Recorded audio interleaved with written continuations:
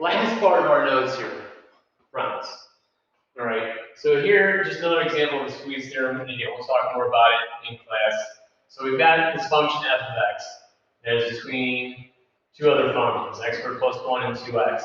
So the limit of the x squared plus 1 as x approaches 1 gives me 2. The limit of 2x as x approaches 1 gives me 2 as well. So if the limit of each of these functions as x approaches 1 is that they're both 2, that means that the limit of my function f of x as x approaches 1 also has to be 2, because it's in between the other two functions. So if their limits are the same, then the limit of f of x also has to be the same as that as well. Okay? A couple different special limits that you need to be aware of. Write these down, put a big star by it. When we come back to class, I'm going to give you something to kind of add stuff to. Online students, I'll talk to you about that as well. So you can jot those down.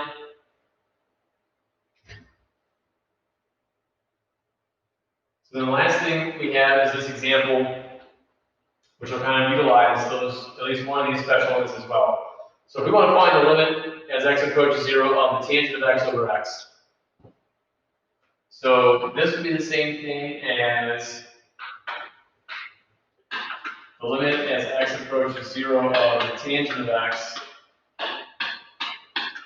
times 1 over x, which clearly if we put 0 in here, that's not good. All right.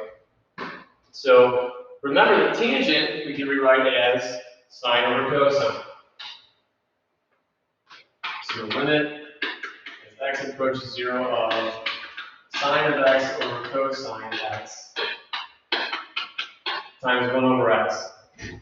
So the nice thing here is because we have multiplication, it's commutative, we're using fractions, we can move things around a little bit. So I'm really going to rewrite this as the limit as x approaches 0 of the sine of x over x times 1 over the cosine of x. Here's why. The cosine of 0 we know is 1. And so I'll get 1 over 1, which is good.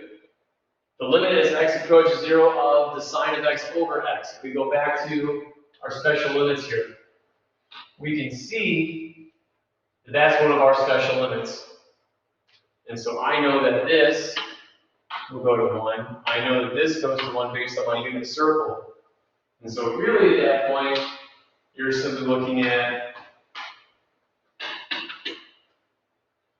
the limit as x approaches 0 of sine of x over x times 1 over the cosine of x.